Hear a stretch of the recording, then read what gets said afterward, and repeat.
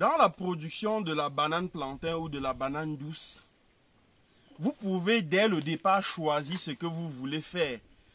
C'est-à-dire quoi? Ça veut dire que lorsque vous plantez un bananier comme celui-ci, vous pouvez décider peut-être de couper les feuilles. Chaque fois qu'une feuille sort, vous coupez la feuille pour vendre ça, pour vendre dans les marchés aux personnes qui aimeraient faire des cuisines avec des feuilles de bananier.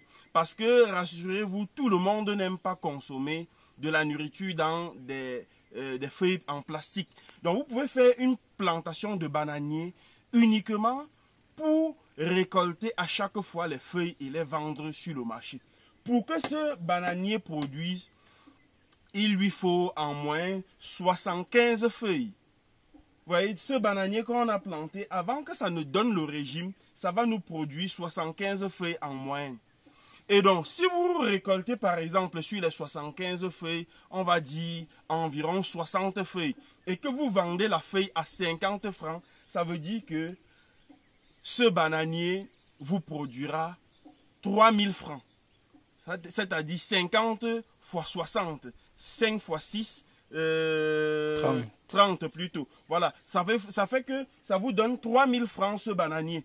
Vous pouvez aussi le cultiver comme ça et attendre plutôt récolter le régime pour aller le vendre dans le marché. Donc en fonction de votre investissement, vous pouvez être capable de cibler un domaine, soit le domaine de la production des régimes, soit le domaine de la production des feuilles de bananier.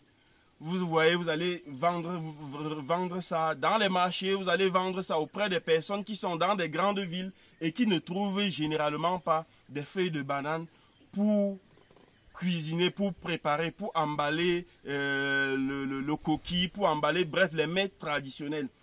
Ça, c'est la première des choses. La deuxième des choses, c'est que lorsque vous avez une plantation de bananiers,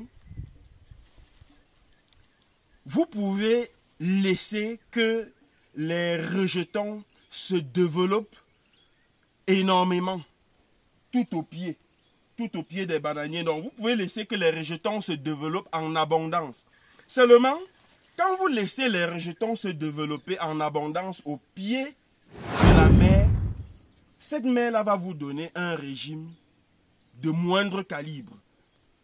Pourquoi? Parce que les rejetons que vous avez laissés sucent le pied-mer.